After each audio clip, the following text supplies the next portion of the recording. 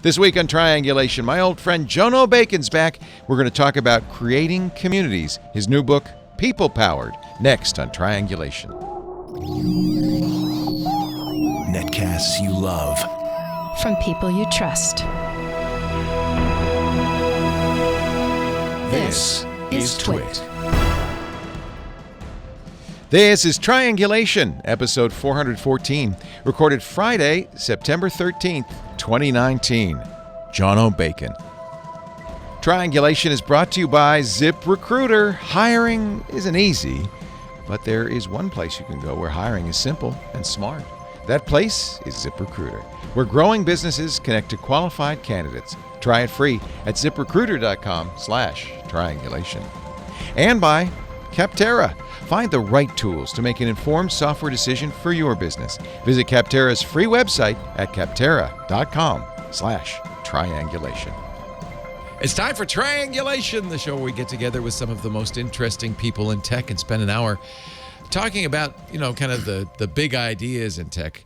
Our guest today is an old friend, a longtime friend of the network, and a former community relations guy at Ubuntu. And at XPRIZE. He's the author of a book. We talked to him many years ago about the art of community, building the new age of participation. And he's got the second volume in the community series, People Powered. Jono Bacon is here. Hello, Jono. Great to see you. Great to see you, Leo. How you doing? Long-time co-host on Floss Weekly. Yeah, I enjoyed Open source that. advocate. We do miss you. I miss you all too. Yeah. I love your studio. What have you been doing? You've been not much promoting this community thing. A lot of Netflix. A lot of Netflix. Life is good. Life is great. Yeah, I mean, it's been busy. I mean, I'm consulting with companies. One of the reasons why I started doing that was because I'd done a lot of work in open source, but I really wanted to kind of jump knee deep into other areas, whether it's consumer products or financial services or whatever, to really understand this. All around, though, the notion of around the notion of community and collaboration. So some companies who I work with, it's how do we build communities inside of a business? Like I was working with various banks around that. But then how do you get people excited about your developer platform or your game or whatever it might be? And I've learned a lot. It's funny, when I left Canonical in 2015, 14, whenever it was, I honestly thought I had a handle on this stuff. And I've realized there was a lot It's complicated. Didn't know. There's so much to this, and I'm as in love with the notion of it and the concept of it and the art and the science of it as ever. What's the history of community? It feels like when we talk about community, we're talking about things like Usenet, online communities, right? But it has to predate the internet. Oh, for sure. I mean, the thing that I've discovered is the act of, we're a fundamentally social species, and the act of being together and collaborating with each other or having a sense of unity with each other is fundamental to the human condition, right? And the psychology of this, a lot of psychology behind that. We like to do meaningful work. We generate social capital, and that builds our reputations and all these different pieces. This has existed long before the computer was invented. Where it's really exciting for me, and one of the reasons why I wrote this book, is that as technology's evolved and grown and is becoming more and more available around the world as a commodity, more and more people are getting online. And it means that there's a better opportunity than ever to develop communities where it's not constrained to a local area, like would happen hundreds of years ago. The village. Yeah, where you can have hundreds or thousands of people around the world all united around your mission. But that brings troubles, too, because they're not physically next to each other. And that's where the rubber hits the road and the nuance of how you do it. Like the way in which you get people together in person is very different to the way in which you would do it online, and importantly, how you fuse these two areas together as well. So I'm sorry, a little hand just turned the fire on. Just reached over and turned on the fire.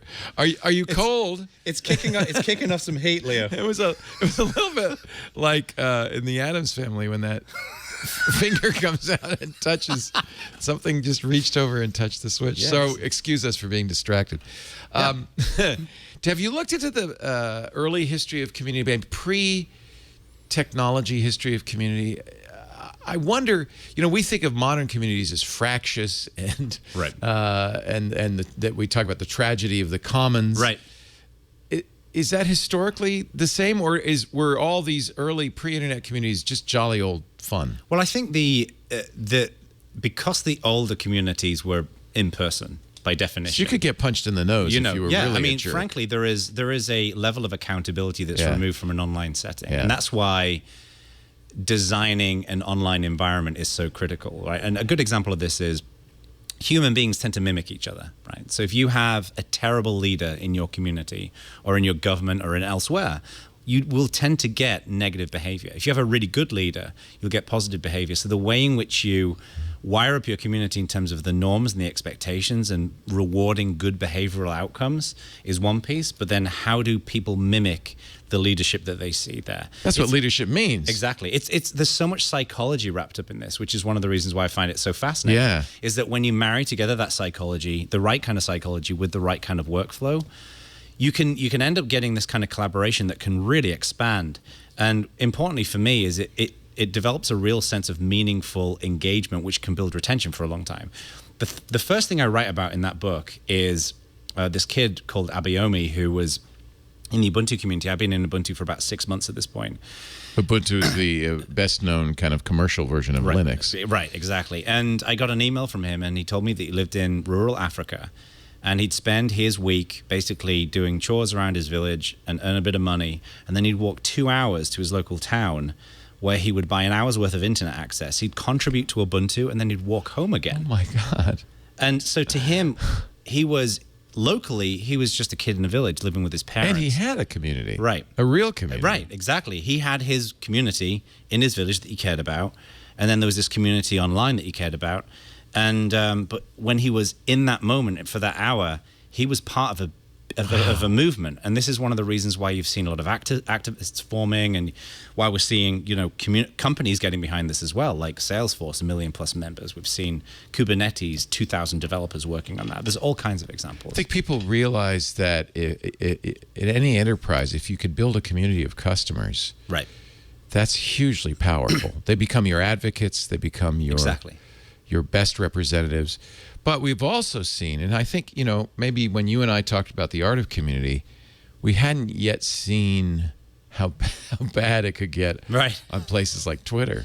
Right. And I think in the early days of online communities, we're all very optimistic about it. Right. And maybe... You see, the thing is, I wouldn't describe Twitter as a community. Oh, okay. And the reason why I say that is, to me, a community is a group of people in a shared social context, right? So if you have, for example, the people who are hanging out in your... Our chat room is a community, Yeah, yeah. exactly. There'll be a lot of the same people who show up here Yep. every day Yep. or to watch the We all regular get to know shows. one another. You get to know one another, and there is accountability attached to that Yes, reputation. that's right. Now, on Twitter, There's no accountability. there is individual accountability for the specific person, but there are no norms necessarily within that group, and that's why you get radically different ways of engaging on there.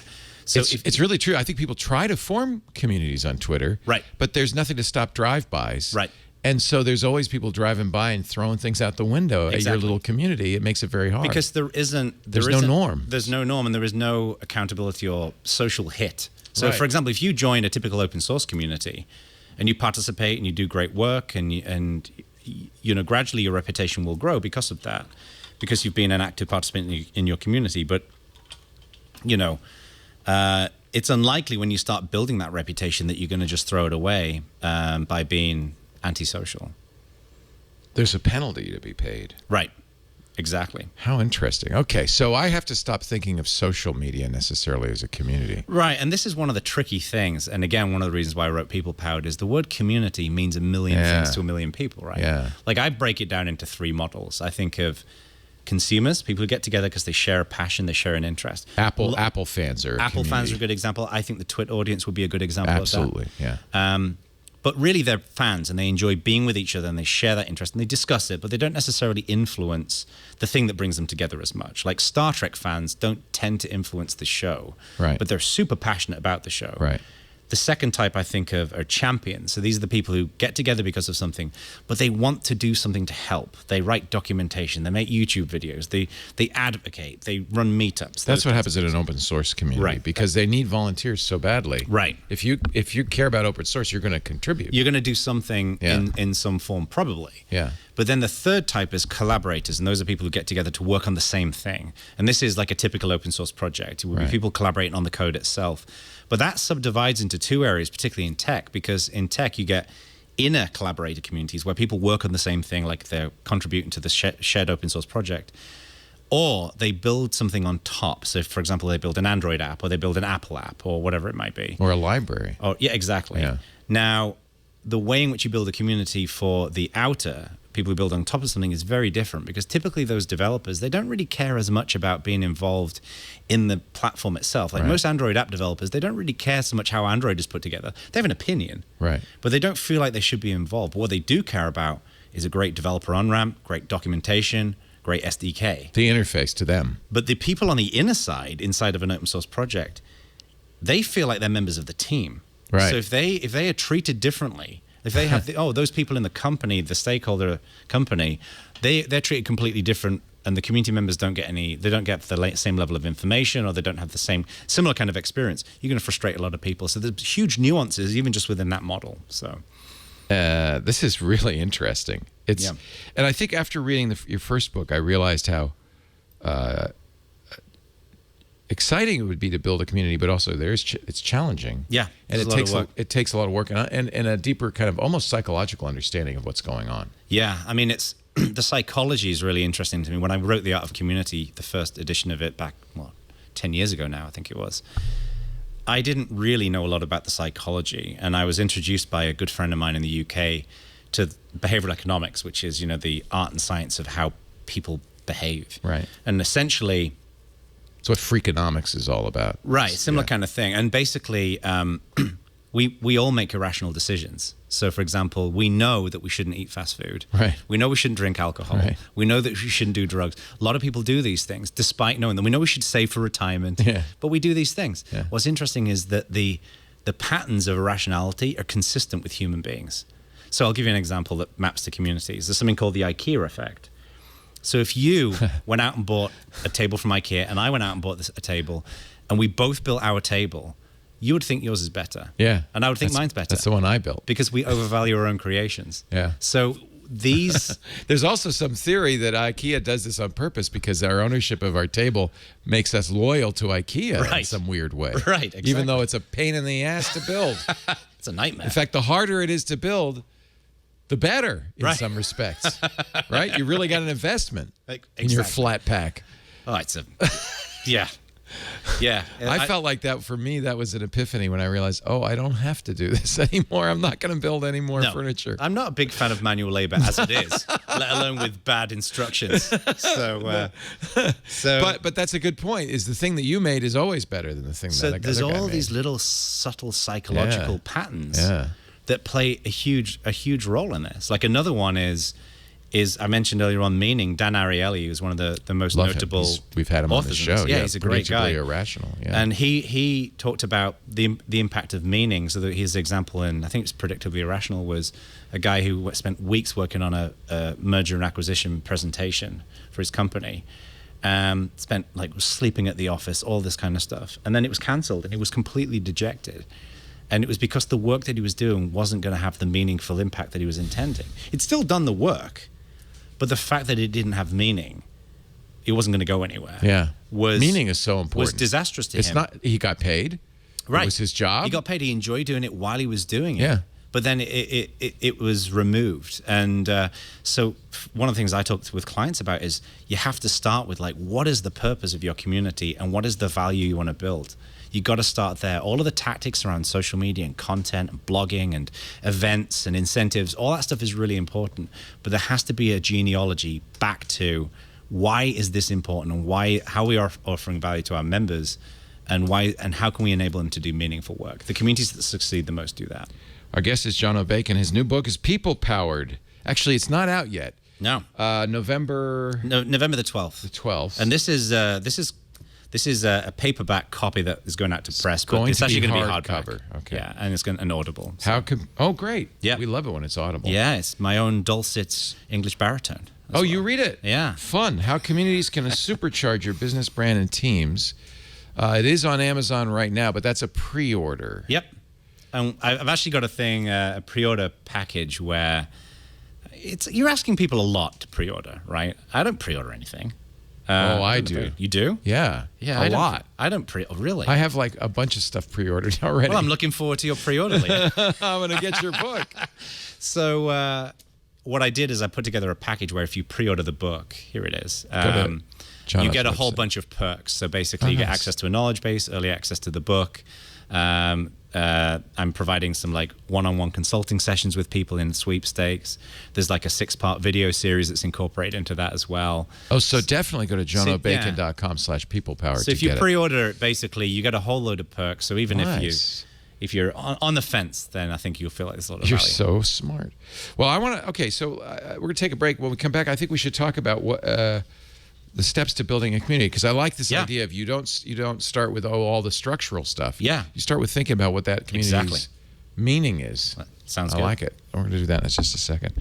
Our show today brought to you by ZipRecruiter. You know, in a way, you're building a community when you build a business, aren't you? You're building the community of people who work in that business. It's a really important thing. The right people can make that community, can make that business sing. The wrong person, just one, can bring the whole thing to its knees. That's why hiring is the single most important job in any business. And that's why ZipRecruiter is the best way to hire. First of all, let's assume that the perfect person is out there. You've got an opening, the perfect person's there, but how do you get to them? How do you reach them? There's hundreds of job boards all over the country. With ZipRecruiter, you post once. Your submission, your posting goes to 100+ job boards and Twitter and Facebook, everywhere. So you're casting the widest possible net. The chance of you reaching that person is so much higher. But then you might say, well, but wait, I don't want a million emails. I don't want all these phone calls. No. That's the beauty of this. It doesn't go into your inbox. It goes into the ZipRecruiter interface, and there's a lot of benefits to that. First of all, they reformat all the resumes so you can scan through them. You can have screening questions, multiple choice, true, false, even essays that eliminate people who just aren't right for the job. And then, and this is really the secret sauce, ZipRecruiter will actually find the right candidates for you from their vast database of people who are looking for work and invite them to apply. Cafe Alturas, I got an example. COO Dylan Miskovitz needed to hire a director of coffee. I want that job. For his organic coffee company. He was having trouble finding qualified applicants. He switched to ZipRecruiter, and that's when that magic kicked in. The technology identifies people with the right experience, invites them to apply to your job. You get qualified candidates fast. Dylan said he was impressed by how quickly he had great candidates apply. We've had the same experience. In fact, we just hired a production assistant. Same thing. As soon as we put that listing up, within just a few hours, we were getting great candidates. With results like that, it's no wonder 4 out of 5 employers who post on ZipRecruiter get a quality candidate within the first day. See why ZipRecruiter is effective for businesses of all sizes. You've got an important job to do. You should use the tools that help you do your job better. Try ZipRecruiter and make your life easier too, by the way. Try ZipRecruiter for free at ZipRecruiter.com/triangulation. ZipRecruiter.com/triangulation. ZipRecruiter is the smartest way to hire. ZipRecruiter.com/triangulation. We thank him so much for supporting the show, making it possible for us to interview great people like John O'Bacon. People Powered is the new book. Yep. So right away, you said something that made me step back, because I think the first thing people do is they figure out the mechanics of the community. Is it going to be a forum? Is it going to be a chat room? How do people join? What do they get? What kind, and instead you say you should be thinking about the meaning. I think everything has to, not just in communities, but everything in anything we do has to start with what is the reason why you're doing it, and what is the purpose of doing it. I think you particularly have that point of view because of your work in open source, because people often wonder, why would anybody contribute many hours of the day building something you're not going to make any money on? Right. But I think when you talk to open source developers, they get real meaning out of it. Yeah. I mean, to me, it's like a good example would be Twit. I'm sure that when you started out we did this with Twit, for fun. I wasn't expecting to ever make a living. Right. But I imagine a lot of it is, okay, well, why should people watch? Right. Like, what kind of guests do we want to have on? Yeah. What kind of topics do we want to discuss? We still have to think about that. Right. The fact that you can see what your community are talking about while you're recording. That's a feedback loop. Right. To me, it's the first step is always, and what I always recommend to companies who I work with is what is the mission of your community, first of all? Like, where do they fit into what you're trying to accomplish? Right. Do you want them to provide support? Do you want them to perform advocacy for you? Do you want them to build technology? And then the important thing is define what is the value for the member. One mistake a lot of companies make is they say, well, we want to build a community and do these things, right? These Yeah, 5 this is good for us. This This is is great what for we us. want to get. And they end up with the most boring community. Yeah, that why doesn't would really anybody matter. join that? Yeah. And so start with what your members want, because if you derive value for your members, you will get associative value for your business. Give me an example. What would that look like? So I'll give you an example that I referenced in the book, actually, which is a company called Fractal Audio Systems. They're based out on the East Coast.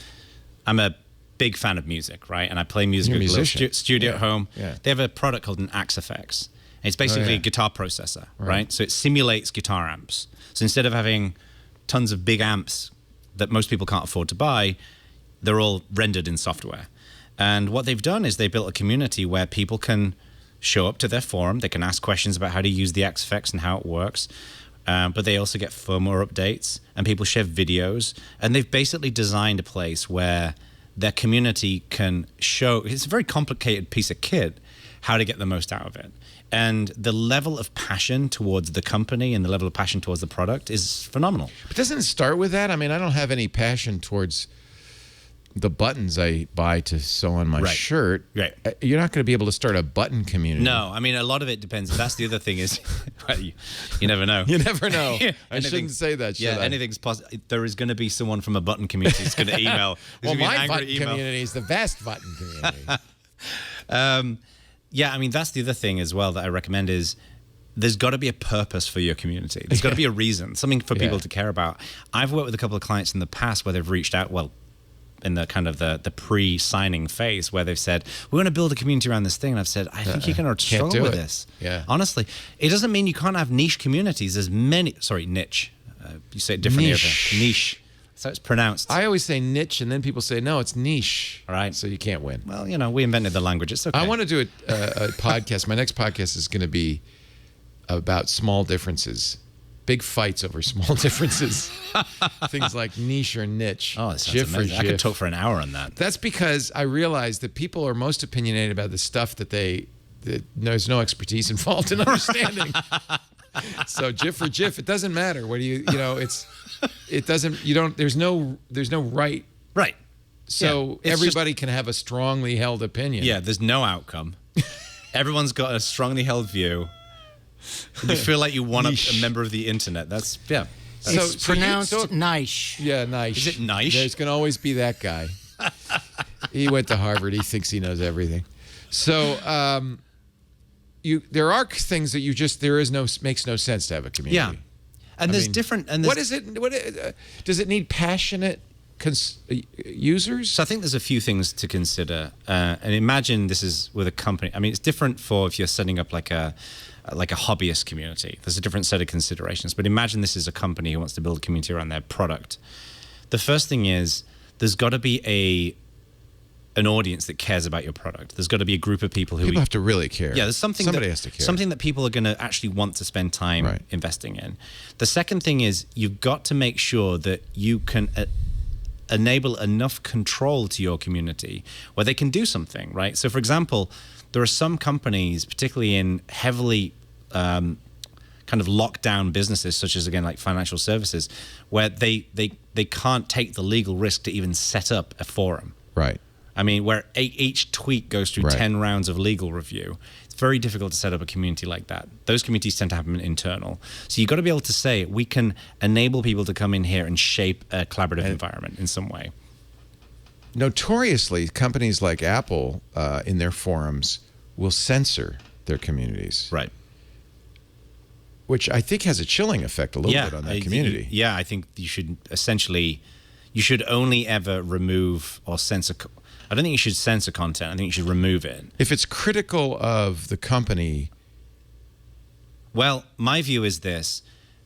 The time when you remove content or you remove people is when the safety of your members is called into question, such as, or there is hateful, And that's imperative because it could really degenerate. Or there's hateful content. Yeah, yeah. If there's sexism, racism. But if somebody says, I don't like the Apple Watch because it's not always on, you should never. You can't take that out. No, you can't. Because the thing is that if you do that, it completely undermines the objectivity of the environment that you're building. Well, and also you want to build a community where people feel like they're participating and Right. their participation is welcome. Well, and a key element of this is, kind of going back to the what should you put in place when you set up that community environment, whether it's on a social media network, whether it's in a forum or whatever it might be. The communities that build the most momentum and respect are where the members feel like they can have a critical conversation with the company, and the company will engage, right? This is one of the things I've always tried to do with communities that I've been involved in, is to say to our community, we want your feedback. We're not going to get better Right. if we only hear the Right. chorus of people who love what we do. Right. And there is a difference, of course, between constructive feedback and just complaining. And I would always want to encourage the community to be able to express their feedback, if it's critical, in a constructive way. Not everyone's very good at that, right? And you can't expect that in all scenarios. But if you've got people who are complaining about your product and it's reasonable feedback, engage with them and saying, you know what? Here's the thing. You're right. Right. You know what? We can do a better job here. And even though if your feedback was inelegantly presented, we've taken this and we're having a conversation about this and we're going to make these adjustments. Outside of communities, that delivers an incredibly meaningful experience to your customers. Yeah. Because a lot of companies will do what they'll do. They'll batten down the hatches and say, well, we're going to ignore that. They're just a bunch of wackos on the internet. And they'll ignore that, and they'll think that they have the higher path. This is exactly why so many companies, though, don't want to start communities. They don't want to. They do already think there's it's wackos on the internet. And that's one of the reasons why I think the architecture of how you design your community is important, because you want to basically facilitate the right. First of all, an environment that's going to be safe and productive as you can, and that's why you need good leadership, you need a code of conduct, and you need good principles in place. But then the kind of activity that you'll get there is entirely going to be calibrated to the kind of discussion that people see. If you go to a typical community and you see generally good discussion, generally positive discussion, you won't get a lot of instances like that. But you'll go to some communities where the point is trolling. Yeah. Places like 4chan, Yeah. right? The point is trolling. It's Right. anonymous trolling. So what do? You get a load of anonymous trolling. Right. So much of this is when you start your community, in the same way that if I invite a bunch of people over to my house for a party, there's just a social environment that people are going to adapt to in some way. They're going to know that, there's certain things that you don't talk about, there's certain jokes you're not going to make, or it's all dependent on the environment that you're in. So this is kind of something that comes up in our own community, our chat room. One of the things I've made many mistakes. I've made them all with the I've chat made room. none. None, amazing. Just kidding. One of the things we ended up doing is saying that the chat room, we provide the server, but it's a community-run Right. enterprise, and they make the rules. The moderators come from the community. Yeah. But the challenge, and I don't tell them I don't want to hear critical stuff. That's Right. I don't say that. But there's a fine line, because it's very easy for a community to tilt into one big mass critique. Yes. And then it's hard to be positive. Right. So and I let the moderators do this. I think they do actually a very good job of balancing. They allow a certain amount of critical stuff, but if somebody just comes in there and it's just like very negative. Now a chat room is a very different, weird community because it's live. It's in real time. Right. So, and nothing lives, it scrolls off. Right. Yeah. There's So like a short-term memory piece to It is that, a weird kind of community. It's not like a forum or other Right. kind of more traditional communities. But I think over time it's reached a kind of a nice stasis. Yeah. Well, and I think an element of this is, and one of the reasons why the skill here really is sifting the signal from the noise. Yeah. Right? So there's always going to be whining and complaining in any community, in any human group. The key thing is, I think, when you have a group of people and they feel like no matter what they talk about, no matter how they express their feedback, it's never listened to, it's never internalized in any shape or form. What will happen is you'll get a sense, it'll turn into just complaining, more and more complaining. Because they'll be of the view like, they're not listening to us doesn't matter anyway. what I say. So it becomes a therapy session for the community. Oh, that's interesting. But to me, when what happens is let's say it's a company and a community, if the company basically is regularly saying, look, we've received some of this feedback, we think some of this is really legitimate, we're evaluating it, and we've made a series of changes based upon it. And it's not just reactive to that storm that's occurring there at that moment, but it's proactive in saying we want to have a regular engagement. Like one of the things I always recommend to clients is when you identify your community members who've kind of earned their way through good work and contribution, don't wait for them to provide feedback to you. Reach out to them. Yeah. You know, even if it's once a quarter, just hop on a quick call with them. Regularly survey your community members. Do you give them a title? Do you honor them or recognize them in some external way? I think it's good to do that because communities broadly have like 3 phases when people join. I refer to it, and again, this is in the People Powered, I refer to it as, first of all, you're a casual participant. So you show up occasionally, you know, from time to time. A lot of people in your chat channel will do this. And then you'll have regulars, people who are there a lot, most weeks. And then you'll have a small group who are just super passionate about what your community is doing. And I think it's always good to identify in whatever method of contribution, whether it's people writing code, whether it's people participating in a chat channel or something else, how those groups are broken down.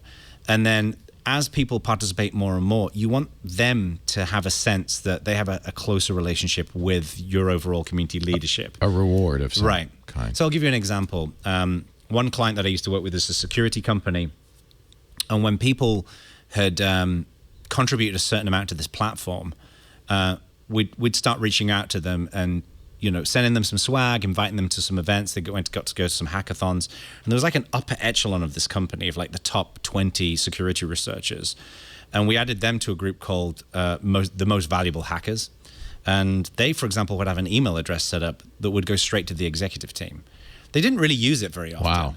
But it was a very clear statement of we genuinely care about what you think about what we're doing here. And they would be regularly involved in discussions with the company. So I think differentiating that is really important. The critical thing is you have to have an environment where everybody has an opportunity to succeed there. Yeah, because you don't want to create a clique. No. Or an upper, I mean, if this is where, authoritarianism, you give people certain titles. Right. Suddenly they misuse them. Right. Exactly. And the thing is as well is this is why I think it's got to be earned as best you can based on merit. Yeah. But the tricky thing is there was, for example, for a number of years, meritocracy was a term thrown around a lot in open source. You know, the idea that you build your reputation based upon the work that you do. Doesn't matter if you're a woman, doesn't matter if you're a person of color, exactly. Doesn't matter. Exactly. A kid. And that was a great theory. But what we've learned more and more in recent years is the reality of that is that it's not actually the reality of that in many ways. Because if, for example, you are a woman or a person of color and you join an open source community, you're probably going to have a bit of a different experience to a lot of men. So meritocracy to me is a good North Star. It's like rewarding people based upon good contributions is good, but being aware of the fact that people are going to have very different experiences based upon who they are, where they come from. Yeah. Like if you're a white guy in California joining a tech community, you're already going to have a very different experience than if you are, somebody who's based in a different country or comes from a different background or whatever it might be, or a different gender. So I think we need to be mindful of our differences, but design an environment where you can reward people for great work. So you're talking here about gamification as well. Yeah. That's a double-edged sword too. Yeah, it really is. You can make it really fun. I think that's it's interesting because Instagram is now starting to say, well, we're not going to publish the likes anymore, because Instagram's an example. Is that not a community? If Twitter's not a community, I guess Instagram's not a community. See, I think of those. I think social media. I don't tend to think of them as communities per se. I think of them as there is the overall Instagram community, but that's like saying, yes, that's like saying the American community, right? Right. Like there is a community of all Americans, but so what defines it? Actually, before I get to the likes thing, and the gamification, what defines a community? In my mind, done that right up front. Yeah, the way I think of it is it's a group of people who are in a social grouping of sorts. Now that might be a family of people, it could be a local book club, or it could be an open source project. It's a group of people united by a shared interest or a shared mission. So it's people who are connected in that way. I don't tend to think I think platforms like Instagram and Facebook and whatever else, they can be tools within that community. So for example, a lot of communities will have a Facebook page or a Twitter account. but that's a tool within that group, is the way I tend to think of it. So I don't think of Facebook itself as a community. No, but I think of some it as Facebook groups are absolutely Yeah, communities. Facebook is a platform with a load of communities on it. Yeah, is how I tend to think of it. that makes more sense. Yeah. Gamification can quickly make a community degenerate, though, and I think that's why both Facebook and Instagram are looking at turning off that likes button. Right. Because suddenly you're playing the game a little differently. Yeah, it's tricky Because as the well reward. because gamification is a again, it's like community is a very broad topic, right? So, for example, we've seen gamification perform really well in some areas. So, for example, video games. People love to collect trophies on PlayStation games. Peloton have got badges for people who accomplish certain No, workouts. it's true. Yeah. And Fitbit has done a really good job. Yeah. So gamification can work in many ways, but it works especially well with a one-to-one relationship between you and the product, right? So when I'm on my Peloton, I feel a great sense of reward by getting those badges, Right. because I'm accomplishing them myself. Right. The tricky thing is that at some point, most people get bored of collecting badges. Right. So the first 10 badges are great, and people love that. And then they get sick of it because, like, whatever, I just got another badge. And if you give badges for, hey, you showed up today, like it devalues it. The tricky thing is when you use gamification inside of community, inside of social settings, you can run the risk of people being worried of not contributing to the community in the right way because they just want to get the badge. I experienced this when I was at Canonical. I created a gamification platform called Ubuntu Accomplishments. And the idea was simple. We have a big list of things you can do in the community, like reporting a bug, submitting a pull request, running an event, whatever it might be. And we did everything in this platform called Launchpad. And the idea was you can go and browse these things. You can click on one. It'll tell you how you accomplish it. And then you get the little trophy.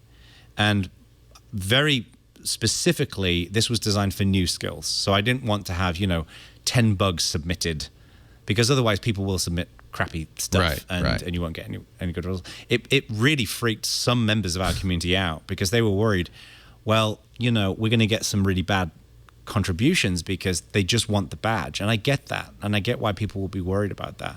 So you've got to be very careful, I think, in communities in how you structure that. I also, my own experience with that is feel lesser of a member of a community because I don't play the game. Right. And I don't have all those badges. And now I'm a lesser member of the community. Right. Which is also not what you want, right? Well, and that was another experiment that we actually did when I was at Canonical, where we had this idea. It seemed like a great idea at the time, where basically we'd have something called the Hall of Fame, which was lists of contributors within certain areas. So, for example, the most active developers, the most active docs writers, the most active translators. And for the people who were on that list, for the top 10, 20 people, they loved it. Yeah. It felt great. But for Yeah. everybody else, they felt completely demotivated. And then the other thing as well is, this is where you got to be careful. For example, we're seeing this trend towards in open source communities where people are donating money towards developers, right? GitHub launched something, for example, where you can donate to a developer. And one of the concerns I had about their implementation was, you might donate to the developer who implements your feature that you want, Right. for example. But what about the many developers who are just trudging through bug reports Right. and keeping your developer infrastructure up and running and all the grunt work of maintaining an open source project? They probably won't get the donation as much. Right. So there's it gets really complicated. There's all of these nuances that are wrapped up in it all. Yeah. That's like real world tipping. I always feel like the waiter gets the tip, but all the people in the back Yeah. who are actually working much harder get Like, nothing. That's the thing with me. Like, what about the people who are bussing the tables? Yeah. Like, I get that the chef is paid. Yeah. And I get that the owner is running a business, but what about the people who bust the Yeah. tables? They work their backsides Yeah, off or and they wash don't the get dishes. tipped. Yeah. Right, exactly. There's a lot of work involved. Yeah. Yeah, this is a complicated thing, but you can also see the huge benefit of creating a community. Yeah.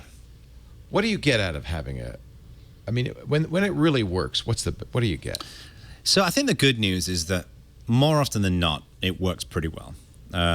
We do see examples of toxic environments, but more often than not, the major benefits are that you can build a relationship with your audience, whether it's your customers, your users, that is really genuinely long lasting, right? So you can have people who who will join. They're not just customers who use your product. They're people who will have a level of commitment to your company, to your brand, to your product, whatever it might be, for a long period of time. That to me is one of the most important elements of this, is that particularly in the business world, it's so competitive that it's only a matter of time before someone comes around with a better product. Right.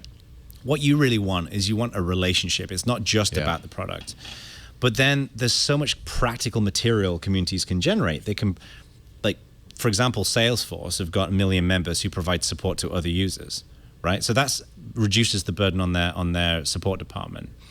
Like I mentioned, Harley Davidson, they've got 700 chapters all over the world where people get together to discuss, bikes and biking culture and whatever else. You've got people who are building technology. I mean, open source is littered with examples of people who collaborate to build technology. So the technology that's developed serves everybody. And a lot of the underlying elements of that no single company or person wants to invest in is spread across the group of users. Right. Translations is another good example. Like we had a big chunk of this in Ubuntu. I wrote an app one time and it was translated into 11 languages within 24 hours. Yeah. And of course, when people have a good experience with this, we naturally tend to share that and refer that to other people. So, if, I think there are countless examples of where you go to a great restaurant, you use a great product, you have a good experience, and then you'll never guess how great this was. It was fantastic. And then that amplifies what you're doing. I think a lot of us, though, will look at a community and we go, well, of course Apple has a community. Of course Harley has a community. And say, but I could never do that for my restaurant or my plumbing business. Right. Can anybody create a community? For sure. Yeah, for sure. The key thing I think is, and this is one of the reasons why I wanted to write this book, is when I wrote The Art of Community 10 years ago, it presumed you were an open source person, first of all. So it's very, very specific to open source. And it kind of dug in at a relatively deep level right out the gate. With this, the point of People Powered is, it first of all walks through, like, why is this interesting? Like the question you just asked, like, why should people care? And what is the value of doing this? And what are the risks of doing this as well? And then how do I go from, I want to do something, through building out a strategy, breaking it down into the work that you'd need to do, and then integrating it across your company? Because the tricky thing with companies doing this is, like, it's not like just the marketing team can do this. You need your infrastructure team to spin up your services. You need your product team to be involved. You need your engineers to be involved. There's a way in which you bake this into a company because it's cross-functional. And a lot of companies that fail at this, what they do is they hire a community manager. They say, here, come in here, build our community. Off you go. Do it. Yeah. And they do a ton of blogging and social media and other stuff that community managers tend to do. And it's good work. But what it doesn't do is it doesn't meet the needs of the reason why the company wanted to do it in the first place. Right. So you've got to be able to socialize this across all these different departments. And that's a big chunk of this as well. So I think anybody can, I think there's a lot of opportunity. Not anybody can do it, but there's a lot of opportunity available for people to do it if you kind of walk through the right kind of approach. All right, I want to talk about what technologies are available to do this in just a second. Sure. John O'Bacon is our guest. He's the king of communities. His first book, 10 years ago, you were on Triangulation. Episode 212 was all about the art of community, building the new age of participation. That's still in print. It is. And now there's People Powered, which is a little bit more of a blueprint. Right. And the pre-order package is available at John O'Bacon, JONOBACON.com/People Powered. That's right. And it sounds like you really want to get the pre-order package. I'd love There's it. A lot of stuff Yeah. in there. Yeah. You can all be my friends. We'll by So definition be in a friends. way, you're building community that right there. Right. Is that, he's practicing what he preaches. Well, hopefully. Our show today brought to you by Capterra. If you have a business, we of course are always talking about technology here. That's what we do. That's our love. And I know there's so many people in business who have technologies they use that they're tied to, they can't live without, but that are from the previous century. They were built on Windows XP and IE8. You have to continue to use them even though they're wonky, they're buggy, because that's it. That's how you run your business. I want to tell you, there's great modern software for every area of business, and the best place to find it is a site called Capterra. It makes it very easy to find the right software for your business. The big stuff like Salesforce, CRM, project management, e-commerce software, but even like direct line of business software for real estate companies or yoga studios. It's all in there. Hundreds of categories, thousands of programs. Pick the Carson always likes to spin the magic wheel and come up with a category and find some software. Public relations software. There you go. I bet you there's a lot of programs. Yeah, 58 programs on Capterra that are public relations software. But let's narrow it down. There are a lot of different criteria, and they're all tailored to that category. So do you want to be able to do email? Do you want to do press monitoring?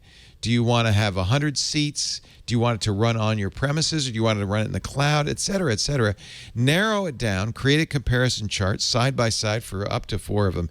But that's when the magic begins, because once you've kind of narrowed it down and seen all the features of all the programs you seem most useful to you, then you start reading the reviews.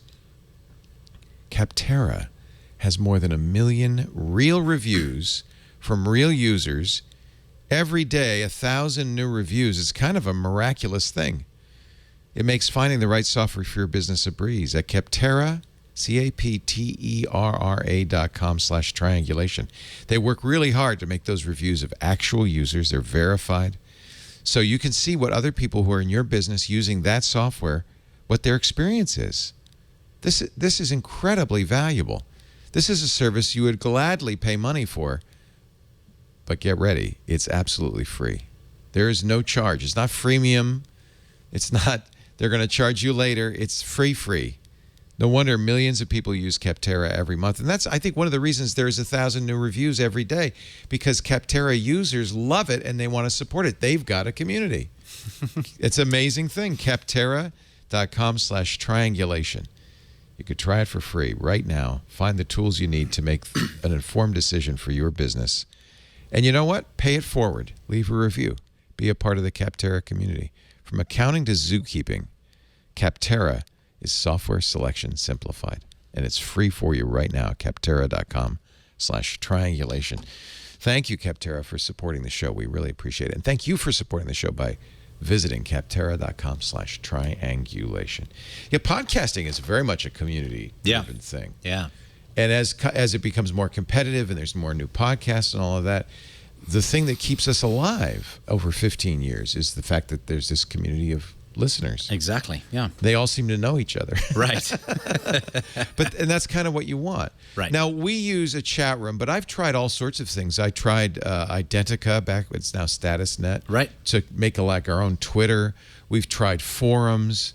What technologies should people be looking at to create a good community? I think a lot of it depends kind of where your audience are and what they do. So, for example, I've worked with some companies where they live in LinkedIn, for example, and we've built a community inside of LinkedIn. You can have a community in LinkedIn. Yeah, like a LinkedIn group, for example. And that actually makes a lot of sense. Which makes sense, because if that's where they live.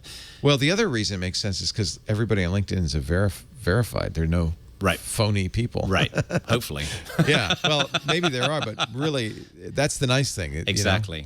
There's fewer drive-bys. But for example, then you look at an open source community, and people tend to use GitHub Handles. or GitLab or and they'll use open tools and so I think a lot of it depends on. I tend to look at it. Okay, where are your audience? What do you want your audience to do? And what are the most effective tools for that audience? You got to go to where they are, in other words. You can't say, okay, guys, come here, follow me over to the watering hole. And you can, but it's much harder work. And also different audiences have a different relationship with the tools. So, for example, I was having a conversation with a client on the way over here today where we're building with them 2 communities for their company. One is going to be around decision makers, so the people who buy their products, and then the engineers who implement that in their companies, right? Now, the decision makers are just not going to go to a forum. They're not going to do it, right? I guarantee you. Too much work, too much time. They're primarily going to engage with your community there through email. Now, but the engineer... So an email community is a community. Yeah, because a lot of it is how do you engage with those people? Like, with that community, for example, how do you invite them to events? Right. How do you engage with them in calls or webinars? How do you disseminate information to them? Is a marketing newsletter, is that an appropriate? I mean, I think that can be a tool that's part of it, Yeah. right? So to me, that's not a community in itself where just Because it's subscribe. a one-way street. Yeah, it's a one-way street. It's a broadcast mechanism. Right. So, but for example, with engineers who are looking to implement, they are much more likely to be interested in getting into a Slack channel or getting onto a forum go. or something along those Yeah. lines. The key thing is, one big question I have, a lot of people ask me when I'm working with them is, should we use Slack or real-time channels such as you've got? This is IRC, right? This is IRC, which Right. is as old, but this community, But it works, is right? literally 34 years old. Right. Oh, well, and it makes sense in the context of what you're doing because people are tuning in to watch the stream. So a real-time channel makes a lot of sense for people to have conversations while they're watching the stream. Now, the thing... It's one of the reasons we do a live stream. Right. Because most people listen to podcasts after the fact. So there's no community. It's you're listening to something that was recorded earlier. Right. But if we do it live, then we have at least a venue where some of the audience members, the most devoted ones, can tune in and they can chat with each interact other. and can actually. I mean, I watch the chat all day long. Yeah. I wouldn't even know how to do a show without the chat. Right. Yeah. It's like there's nobody there. Yeah, exactly. So that is a real value to those people. The problem is it's a very small number of people. It's a small number. Yeah, exactly. The way I tend to think of it is a big chunk of how you bring your community together is around some kind of platform, right? And there's basically two types of communication out there. One is structured communication and one is unstructured. So structured is, people who communicate with each other for a specific outcome, such as a bug report or a question in Stack Overflow, something along those lines. Unstructured is where people get together to chat more generally. A good example of that would be your IRC channel, or it could be a forum. Now, or live events, meetups. Or a live event. It could Conferences. Look what Salesforce does with Dreamforce. With Dreamforce is a good example. Now, with unstructured communication, you can divide that online into two other areas, which is short-term memory and long-term memory. So IRC, for example... This is very short-term. Right. Very, very short-term. Exactly. Like if you ever try to look for something in the past on Slack or IRC, you're going to fail. Yeah. You're never going to find it. It's impossible. Yeah. Whereas forums such as Discourse, it's much easier to find those because they're broken down in topics. The information is organized in a more structured way. Yeah. And then you get the benefit of search engine optimization. So most community members, what they tend to do is they'll type into Google something, like they've got a question about your product or something. They'll come to your forum. So they'll come in through Google or DuckDuckGo or whatever. They'll find it and they'll window shop and they'll look at what's going on. And then if they're interested and have a reason to ask a question or to contribute in some way, then they'll sign up. And that's one of the reasons why I recommend to a lot of people use something such as Discourse, because you can optimize bringing people in because they can find you through a search engine or a link on social media, and then they can window browse and they can go and look at all this other content previously.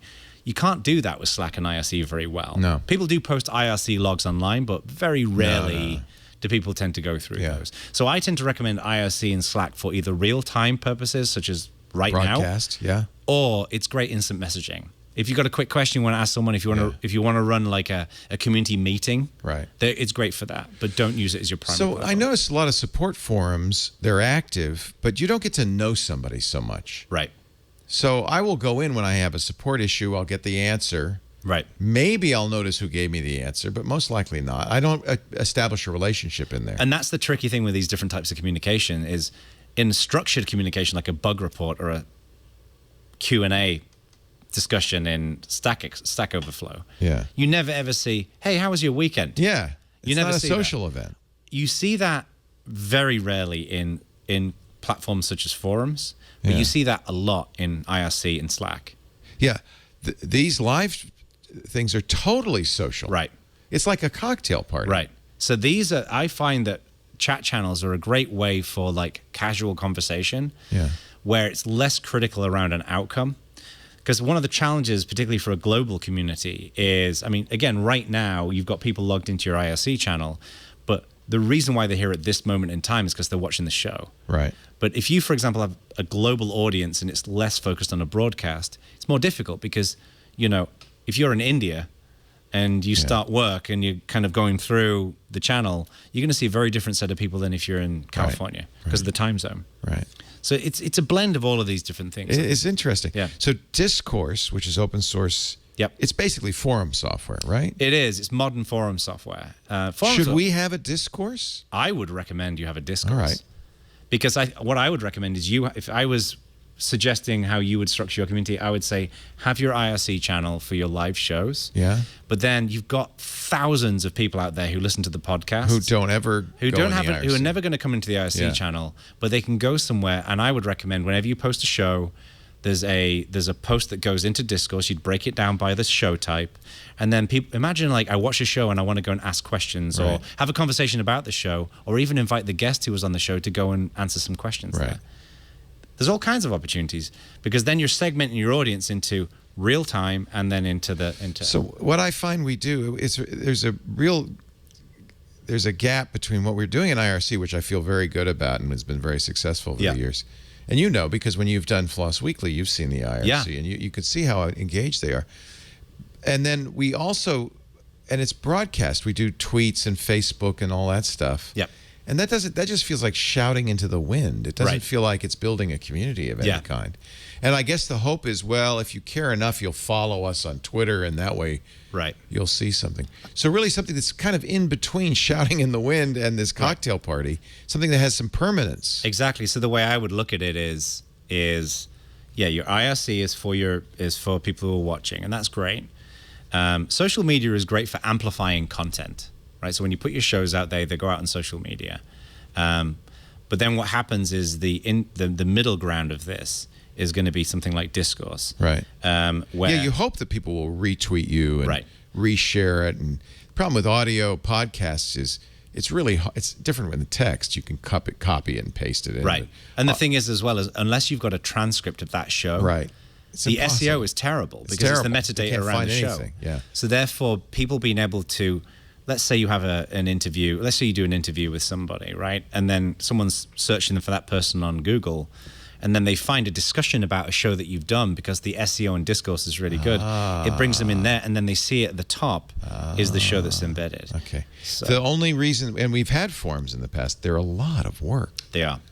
You have to hire people, you have to get volunteers, because if they're not constantly moderated, Right. they can really turn into a cesspool. Well, and one of the reasons why I like Discourse, and I promise you I'm not on commission, it's just a tool no, that I'm looking at it right now. a tool that I'm a big fan of is, so forums, to be honest with you, have been awful for years. Yes. And Jeff Atwood and Sam Saffron, who co-founded Discourse, they designed it in a way to basically fix a lot of those issues. And I've used every bit of forum, PHP, Bulletin, I've Right. used Vanilla, I've used every form that's out Exactly. there. And it's always degraded, and we've just had to turn it off. Basically. Right. And one of the things that I like about Discourse is as people participate more, they go up in something what are called trust levels, right? So you start out, I like that and it's like idea. someone knocking on your door, you don't know who it is. But then as they contribute more and more, they go up these trust levels so you can identify who are the most active members of your community, which is almost impossible to do with IRC and Slack. But then what happens is as they go up these levels, moderation capabilities open up. So for example, when That's nice. If you can get a community to participate then in what happens moderation. is your community members start moderating. Yeah, that's what you really And want. it starts out little things like Yeah. being able to review flags. But Right. then it can go to recategorizing discussions or whatever else. So, yeah. I'm going to have to take a look at this. Yeah. Yeah. They do a great, and it's completely open source. It's a great platform. You know, since I've talked to you 10 years ago, I've always known the community is, if you can build a community around your business, Yeah.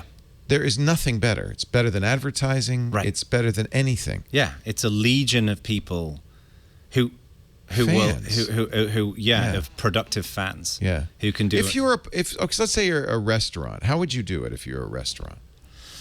So if I was looking, so restaurants are, let's assume it's just one restaurant. It's Yeah. not like a chain. Yeah. The Could, first, could it have a community? Oh, I think so. Yeah. The way I would think about this would be, first of all, your local area is your community, right? Right. So the one thing I'd want to do, first of all, is to give people a reason to come in that is beyond just coming in for dinner. So I'd want to, first of all, have like live music, maybe poetry, whatever else it might be. Make it a scene. Make it a scene. And then I would also organize mixers or networking sessions, right? So I'd work with the local Chamber of Commerce. I'd talk to local groups, meetup groups or whatever, and say, you know what? we will give you a discount on the food and or drinks or whatever else, or in slow evenings. Like most restaurants are not particularly busy Monday to Thursday or Monday to Wednesday. I would say bring people in. Yeah.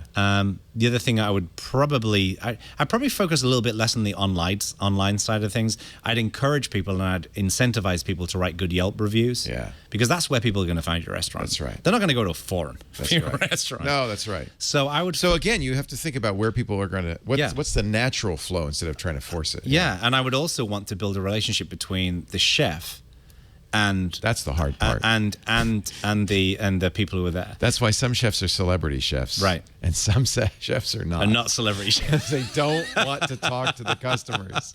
Right, exactly. Yeah. Oh, this is really great stuff. Yeah. The book is People Powered. It is not out until November, so Yep. we're a little early with Jono. But John O'Bacon, nobody is better at this than John O'Bacon, and you can get the pre-order package now. Honestly, it's made me think, what can we do? And we have a very active, great community, but I still want to think, Yeah. what can we do to do better? Well, and the thing is, as well, is you're going to have a ton of people. I'm sure that your team can name by name. Oh, yeah. Who you just have been around know. for a while. Yeah. And they would be your early Yeah. adopter moderators. All or right, whatever what do you else. say? Scooter X, Loquacious. What do you say? Beatmaster, Reverb Mike. What do you say? We're going to set up a forum. Okay. People Powered. Go to John O'Bacon, JONOBACON.com/People Powered if you want to get the pre-release, the pre-order package. It will be on Audible in a couple of months. It will be out in bookstores in a couple of months. And I think this is really great. It's inspiring and a great idea. A great idea. Awesome. Yeah. It's really nice to see you again. It's always great to see you, Leo. You got to come back more often. I know, I'd How's love the to. music going? The music. It's been. When my son, who's going to be 7 in November, was born, I wrapped it up a little bit because I was playing loads of gigs. Yeah. My last show actually was on board the USS Hornet and a festival called Slaughter by the Water. Yeah. I'm surprised the Navy went for that. Yeah, we opened up for Exodus. And Nice. Yeah, so Wow. I've been really kind of jonesing to get back into music. fun. Yeah, so I've written some fun. music. I just want to I'm going to put together a band. Nice. So. Nice. I'm sure we'll find out more at JohnO'Bacon.com That's where all the action happens. or slaughterbythewater.com. No, there's no website like that. Right. I hope not. Maybe there is. Maybe there is. Thank you so much for being here. Yeah, John. thank you. Again, People Powered is the book. Peter Diamandis is the Yeah. forward. That's pretty heavy duty stuff. He's a good guy. Nice. And- Yeah. Have you had him? Have you had him on? No. Have you- we had him on? Yes, we have. Never mind, we not have. not for a long time, but we It's had been a him while. on. I do remember talking He to talked about his book Titan, I think. Yeah, that's right. Yeah, he's a fascinating. And look at the people who are praising People Powered, including Ali Velshi of MSNBC, Kevin Scott from Microsoft. Yep. You've got some big names in here. Yeah. Jamie Heineman from Mythbusters. You've got some important friends. Thank you, John. It's really great to Thank have you. Good to see you. We do Triangulation usually every Friday around 11:30 Pacific. Do we do it with the other hosts at the same time, or is it just for me that you do No, it? we do it every Friday. same bat time, same bat channel. time. 11:30 a.m. Pacific, 2:30 p.m. Eastern Time, 17:30 UTC. And if you want to be in the chat room at irc.twit.tv, you can watch or listen to our live stream at twit.tv/live, and that way it's this live interactive experience. But I know most of you have lives, and you can't be here on a Friday afternoon, so we make on-demand versions of everything we do available at our website. In this case, twit.tv/TRI. Or you see those buttons on the webpage. You can subscribe Apple Podcasts, Google Podcasts, Pocket Casts, Spotify, Stitcher, Slacker, YouTube too. Do subscribe. That way you'll know when the next Triangulation is on. Thanks for being here. We'll see you next time on Triangulation. Bye-bye.